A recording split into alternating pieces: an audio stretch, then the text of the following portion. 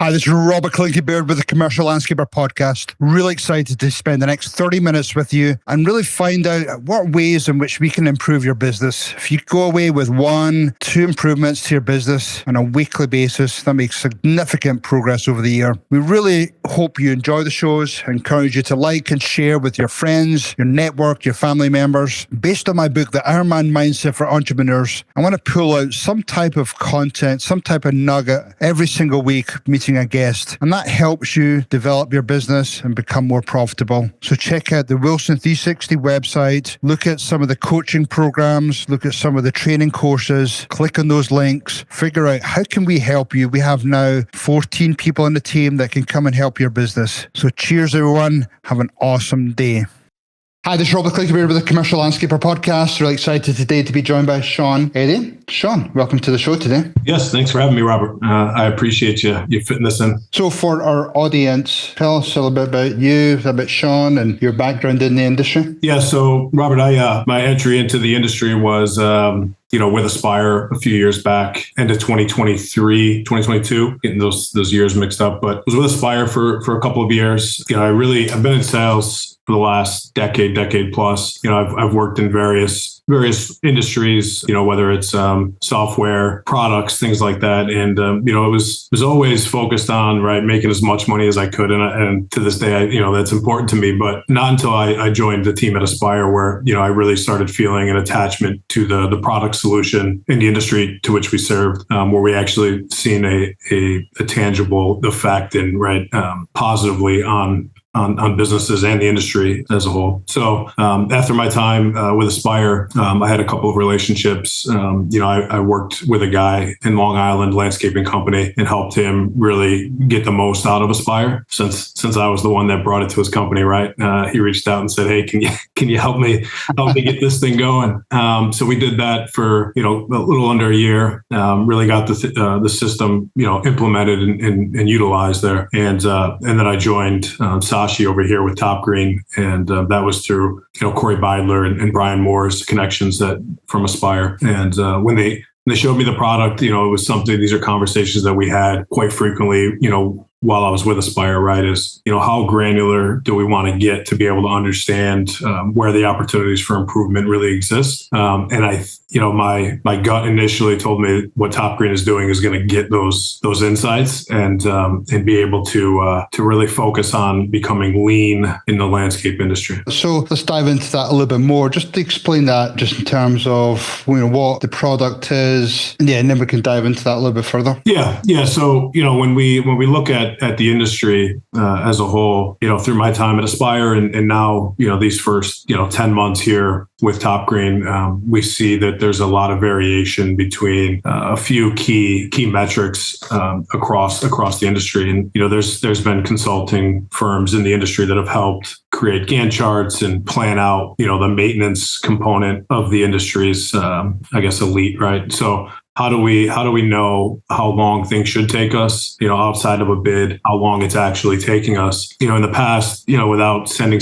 I've talked to companies that have sent out, undercover agents, right? And they go look and see how is this site being performed, right? And there was a story that had happened and one of the crew guys had noticed that somebody was sitting over there and might have recognized them and kind of popped up to hey, what's going on, So, from that, some companies will have a guy go, string trim, a line, they mark out, certain linear feet, and then they try to come up with a production factor, right? There's a lot of variables and subjectivity to some of these things, but there's also the objective side where it's math.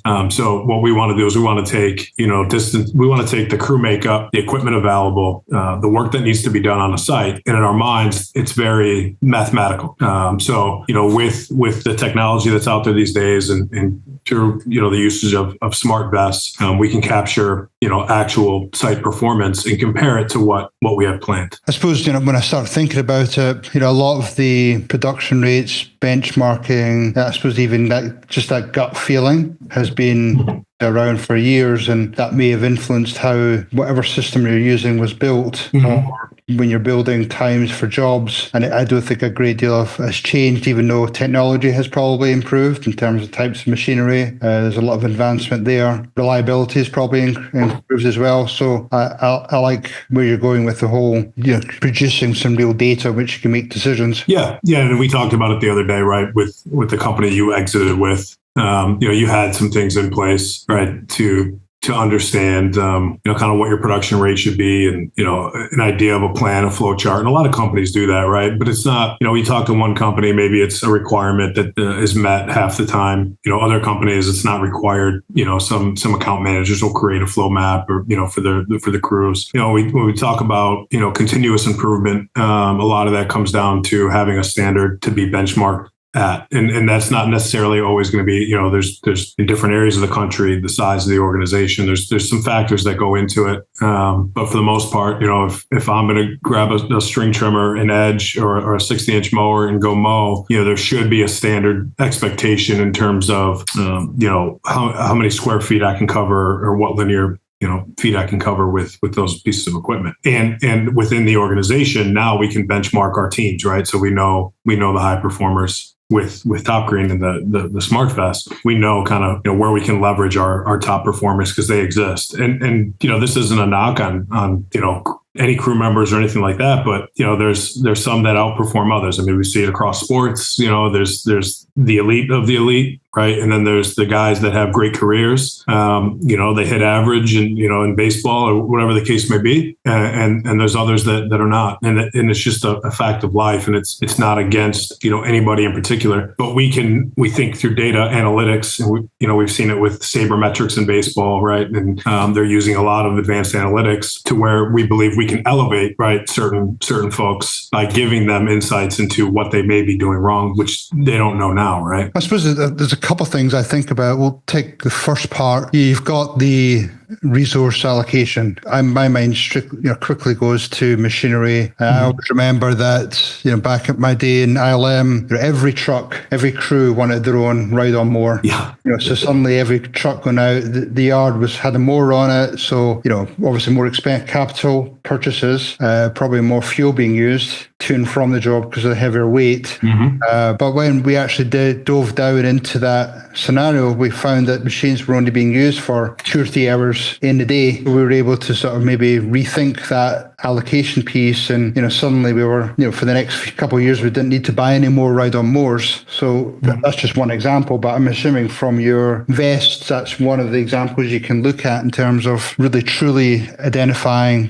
where each of the pieces of equipment is being used. It's very true. Yeah. So, I mean, that's a part of this, right? Is understanding how long is this equipment being, if I have a crew that's going out and they have a property that requires, it's a larger property where they can get 260s on it, but, they're hitting 5 or 6 other properties where they can't use those 60s, right? We probably want to know that. Maybe we can route a little bit better and understand, where those 60s are going to be used. Well, let's let's make sure all the properties that crew's going to can use those. Right. It's not a main focus. I think it's a piece of the larger picture that we're trying to capture, right? Is if I know the square footage, the linear feet, all the things that need to be done on the site, and I know how many crew members that I'm going to have and the equipment that was bid, right? Because that's another component of this is, we bid a job site, with 72s for the larger turf areas, the open areas, but there's not a 72 available, right, within the organization to complete that. Maybe there's not even a 60. Maybe the crew that gets assigned to, it's a 50. They have 52s because most of their properties, that's what they use. Sometimes, if that gets overlooked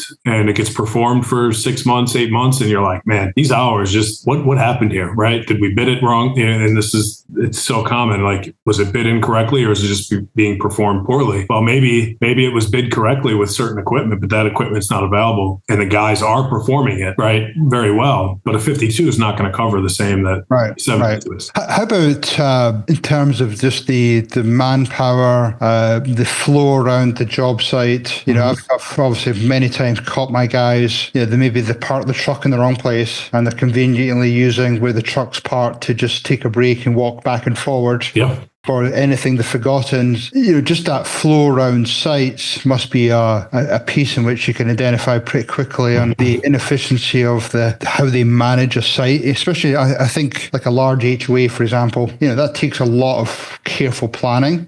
To talk through that a little bit. Yeah, so that goes, on both sides, the planning piece and the intelligence with the smart vest, right? So when we plan this out, there's a lot of other solutions out there that companies are using to identify areas that need to be serviced, right? And what our goal is to take that to the next step. So we know where the string trimming needs to happen. We know where the mowing is happening. We know where the bed spaces are, right? But the next piece to that, the next layer in our eyes is, well, who's going to do that, right? So we have 4 guys. What's the best way to split that work up that needs to be required between those 4 people so that they're all utilized for the time being on site? Because sometimes what we'll see happen is if, the turf area is so large and we only have 160, well, that guy is the only person that can mow, right? But everything else is getting done. And then we may have 3 guys waiting for one to get done with the mowing because they only had 160. So we take all of those things into account when we plan it, right? So what is the production factor while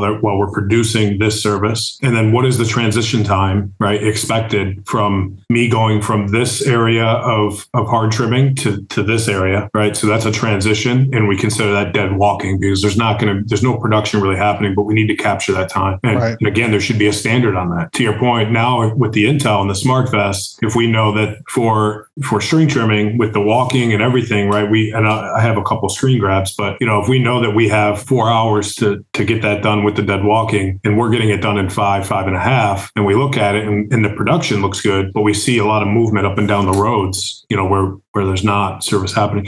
And we know there's some additional transit time that we can identify and see kind of, what took place here. Was it, to your point, going back to the truck to take a break and then walking, 15 minutes back to where you stopped your trimming originally? Put you on the spot here. I mean, do you have a screen that you could share? Is that something you could? Yeah. I have a few things I put together that we can go over. The stuff's a little redacted on it, right? Just to make sure that, everything is kosher, but we can talk through kind of what we're seeing and what we think it means and what the conversation is like with these, existing. Yeah. And obviously apologies for people who are not able to see it on the screen, but we obviously post these as well on YouTube as well, but you could check things out there. Sean, maybe just talk through it and bear in mind that people are probably maybe not in front of their screens when you're seeing it, so maybe help address both people. Will do. All right. So I appreciate you. Let me share this, Robert. So if we look at this here,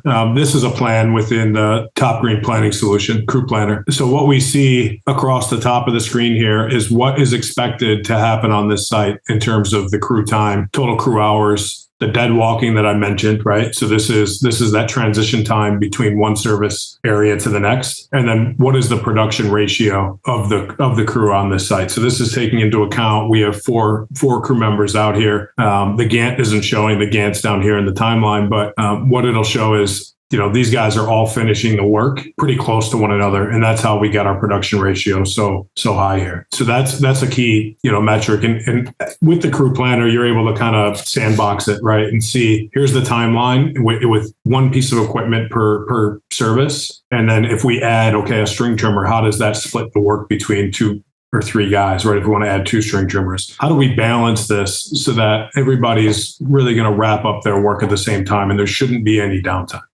Just a quick question on this. The dead walking is that transition time combined amongst all the crew members, and that's an actual figure? Exactly. Yeah. So if you see down here at the bottom under the equipment, we have the equipment being used. So 52-inch mower, we're saying 57,500 square feet per hour should be covered here with a 52-inch mower. Okay. Right? The transition pace is 7 miles per hour. So that's what's capturing the dead walking. So we're saying taking a mower from one turf area to the next, you're traveling at about 7 miles per hour on average. With a blower, right, we know they're walking, so their speed is 3 miles per hour. So going from one blowing area to the next, that transition time's going to be X based off of the speed of walking on the ground. Okay. Does that make sense? Yeah. So that would be a good way, if you were to try and improve the productivity on this, the ideal is to try and reduce that time and up the productivity rate. Yeah. So when we're doing this, we released the version, and we've had some updates over the last few months on the solutions. I think where we're going with this, we don't want to overburden the crews with like a direct path of motion where they have to look at it and they follow it to a T, right? I think maybe down the road, as we start to see how this evolves, that could come into play. But to start out, we want to give them the service areas that they need to complete. We think that the crews understand, okay, if I'm going to mow all of this turf area. So what we see here, looking at this, and I haven't described it, is, crew member 1 is green, right? So 52-inch mower, he's capturing this top quadrant. Crew member 2 is 52-inch mower, he's capturing this bottom quadrant, right? So the way that's split, crew member 1 has 5 hours and 25 minutes. Crew member 2 has 5 hours and 25 minutes. So it's split. So they should be wrapping up the same, with the mowing. In addition, you got crew member 3 and 4 who's going to handle the string trim, the edge, and most of the blowing to get off the site. And it's hard to see here, but we can. It's just I had to do it this way to kind of cross out some. No, this is definitely helpful. So yeah. So we've captured. We know how many people, right? Within this, we know how many pieces of equipment. We got two mowers, we got a blower, an edger. So we know the people, the equipment, and what we've promised to the client is sitting here, right? So, for instance, this property, through our conversations, it may be, 4 guys for 3 days, right? In peak season. So, that's, and that's written, written in the contract. So with that being the case, for 10-hour days, that's 40 hours times required to be there 3 days. We got 120 hours that are really promised to the site, within the agreement, right? That could be the case. Here, what we're saying is, and this is half of this property. So there's another piece over here, which will be on the next slide. But for this portion here, to get this done day 1, it's 5 hours and 41 minutes of crew time on site, right? So a crew of 4 would be here for 5 hours, 41 minutes, 22 hours, 47 total crew hours. Okay. If we look at the next slide, go ahead. Just a quick question. How is it being received by the crews, when they're being told, hey, you need to wear this vest, and suddenly there's questions about Big Brother, how, do they play the system? How can I get around this? All those things probably pop into their head. Yeah. So, we're working with a lot of great companies right now that, to be honest, the initial conversation didn't really center. When I came on board, because of my time at Aspire, when we were trying to get crew to clock in with, their phones, right? There was pushback. So, that was obviously a concern, or, something that I thought was going to be a bigger sticking point. Initially, we haven't running into it as being a sticking point when through the process of onboarding. But what we are starting to realize is to your point, there are some challenges. Whether it be, in the office on the charging and making sure, that everything is ready to go by the next day. And, right. And the other side of that is the crews are grabbing the vest in the morning, bringing it out to the site. So there's actually, it's funny. I was just talking about this yesterday.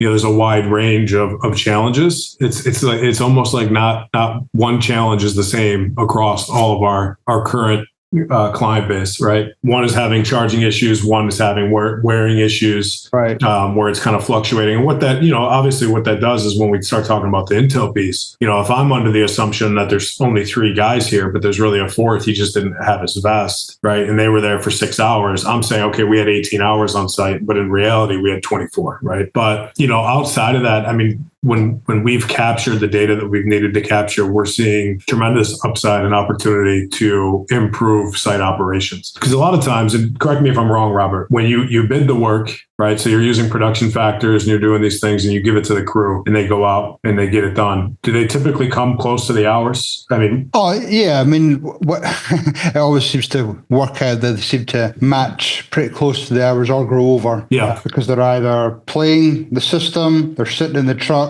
Yeah, maybe there's obviously some really good estimating versus the work being done, but it always seems to be pretty close. Yeah. And I might have framed that question not great, but you said it, right? So if they have 10 hours for 4 guys, they're going to use those 10 hours for 4 guys. Sure. Typically is what we've been seeing. If they can't get it done in the 10 hours and they have to go back, they're going to go back. But, we have seen instances where, maybe we got done in 7.5, 8 hours, 8.5 hours, right? Well, then what do we do in those situations, right? Who knows that they were done in that time? And is that going up the chain the right way? And this isn't, again, we don't want to put this in the focus of Big Brother and just capture, idle time. We know that that's a component of the value that we provide. But the biggest improvement on these sites is the movement and the separation of services in a way that you see it here how it segments north and south, right? So there shouldn't be any crossover.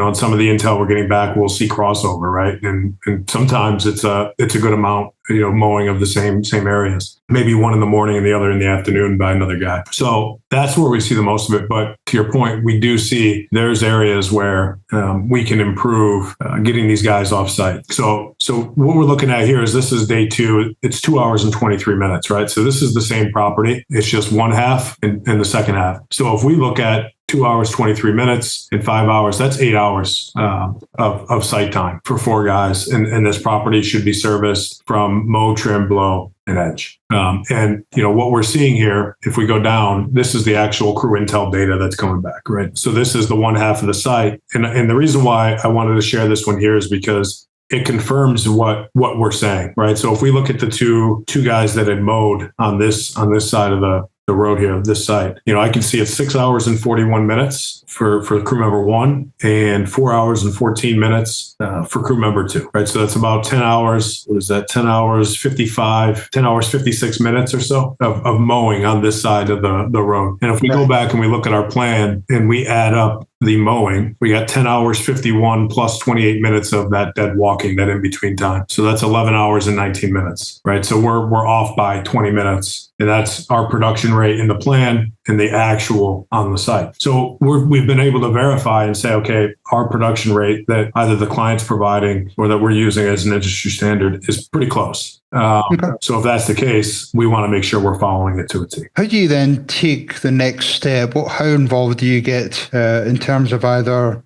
pulling back the hours, managing your talent? Obviously, this is all around talent. And how do you either make them more efficient? Is it more training, more development, employee development? Does that then lead into paying higher for your higher productivity employees, and maybe to attract more or better talent? So all those conversations must be had, correct? Correct. Yeah, it's different by company. So we've been having over the last couple of weeks additional conversations around the additional efficiency obtained here, because what we're seeing is we should be able to improve the margin on existing sites and increase capacity to take on more work with existing staff. We've been having conversations around incentivizing, the following of plans. Obviously we can't, we can make suggestions and get the ball rolling or, the thoughts going a little bit. But it's on the company to actually make that call. One area, that we could talk about, right, is a property like this here. The conversation around this was, there's 4 guys on this site. The crew leader, is asking for a 5th. The office might be thinking that,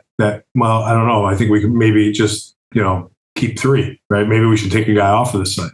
So we can see that the majority of the site is covered here. 90%, I think you'd agree to that, right? Yeah. So if we're looking at this and we look at the actual property summary here, right, we can see the top 3, produced, they got there. So what we're looking at is the orange is travel to and from the site. Purple is going to be 0 ground speed, right? So no movement with the vest, the smart vest, and green is the production. So when you're looking at this, very quickly, we can identify, that bottom 79805, was idle a little bit in the morning, but worked until the end of the day. Right, till 5 o'clock. And then we see, a few others, where they did have production early in the day, right, from 11 to about 12:30, 1 o'clock. But then maybe there wasn't anything else for them to do on this site, right? So what then happens? This here, now the conversation goes around, okay, we can confirm that this site can be done with less people according to the data from one day, right? So it's important to have multiple days of data. Maybe we're missing something here on this day, but in order to confirm it, we need to see this happening in real time regularly. But just from looking at this, at least now we can have a conversation and say, okay, what's going on here? Right. We have, I don't know, hour and a half to 3.5, 4 hours of idle time or so. Yeah. I'm just looking at that. The chart here, if people can't see it. I mean, there's 3 people out of the 4-man crew that are, generally idle between 1:30 until just shy of 3 o'clock. So, is that an extra long lunch break? But it sort of gives you data to to allow you to dive a little bit deeper. Exactly. Yeah.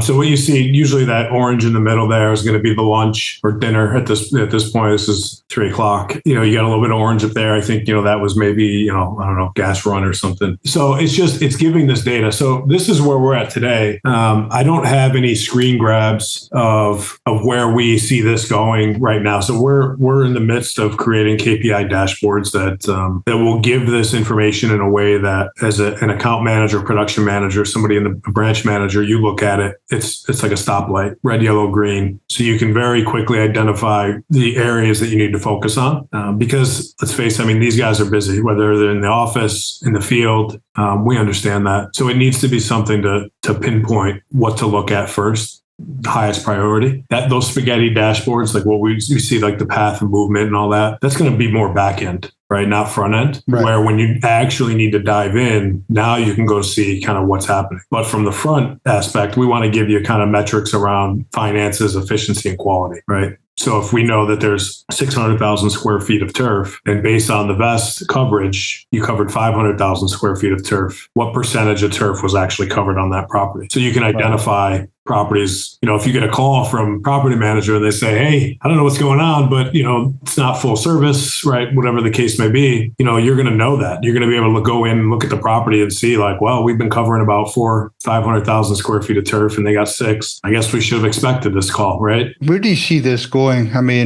There's obviously, there's a lot of data here. My mind springs to talk about hiring talent that, are more and more companies need to start thinking about having almost like a data analyst or specialist. You've got all this data coming in from, products like yours, others like Aspire, Boss. You've got people are still using the GPS systems. There's probably other ones out there, but all this data coming in and it's somehow interpreting that and then putting it into different applications. It definitely could be overwhelming. Mm-hmm. But, if there's certain elements you could dive deeper into, then, over time, there's small incremental improvements. You could make significant improvements, profitability, efficiency, all the above. Yeah. So, the component to this is, and through our conversations, some of the challenges are there's so many solutions now, right? Because the industry lagged for a long time. And then you started to see, the Bosses and, the Aspires, LMNs and business management, and then obviously the fleet management with GPS. There's so many different avenues. And I think we've seen some of them start to kind of, there's a lot of APIs and things like that. And I'm not going to speak to like, is this happening right away or, where it is, but those are thoughts that we've had. The data is great, but data without a clear map on what the data means and what the next step is. Again, these guys, a lot of times they're running multiple parts of the business and they have a lot of focus areas, right? So if they have to take data, analyze it, try and figure out who to talk to get something done to fix it, it's not going to work. Right.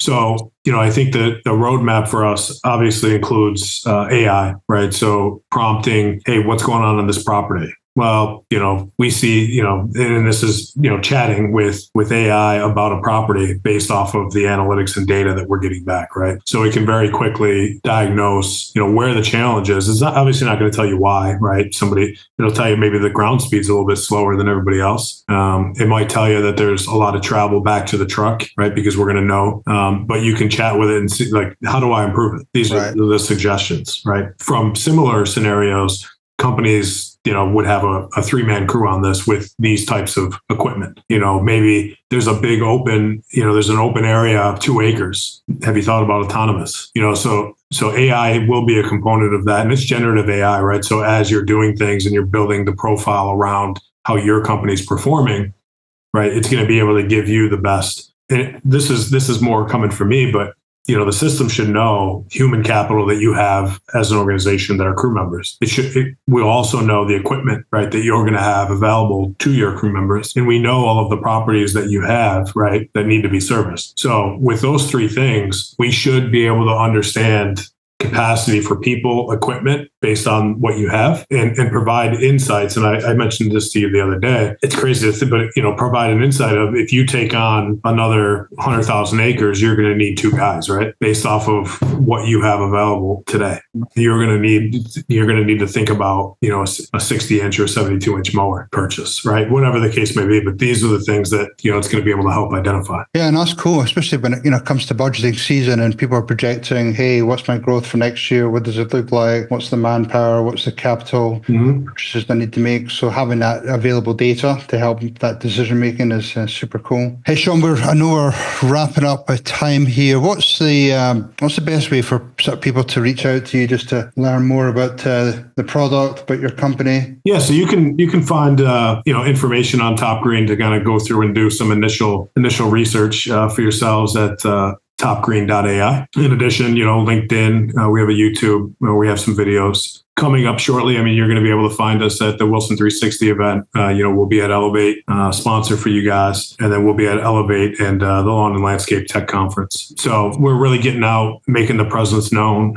We're seeing a lot of good information and data. I mean, I haven't felt this passionate about, work or something, work for a very long time. When you start to see little snippets of what this could mean, and you're right there. We're really pushing through. Obviously, this is something new to the industry. We're going to have some benchmark reports and some things that we're doing with lawn and landscape. You'll be able to see some of that info. And what I would say as well is, over the next couple months, probably early July, we're gonna run a proof of value campaign. Very shortly, we'll have a landing page and some information coming out. How to become a part of that. I think there will be a post in a couple of the industry magazines, publications as well. We'll take a short snippet and prove the value that we know exists on these sites. Well, Sean, I really appreciate your time today. Excited to see you at our conference here at the end of July, and you being able to share your thoughts with some of the attendees there. But appreciate your support and thanks for your sharing today. I'm excited to see what the future looks like with your product. For sure, Robert. I appreciate it. Yeah, it's glad we can finally connect. And I look forward to get out there to Denver. I got a friend out there. I've been meaning to come visit. So awesome. Nice time of year to visit. For sure. Cool. Okay. Thanks, Robert. Okay, cheers, bye-bye. Hopefully that was pure dead brilliant for you today. We've got some great Ironman mindset takeaways for your business and for your leadership role. This is Robert Klinkenbeard, the Commercial Landscaper Podcast. Check us out on all the different podcast channels. Check us out on YouTube, like, share. Also check out our website, thecommerciallandscaper.com or wilson360.com. Check out some of the digital courses. Check out the book, The Ironman Mindset for Entrepreneurs. We want to make sure we have a pure, dead, brilliant day. Cheers, everyone.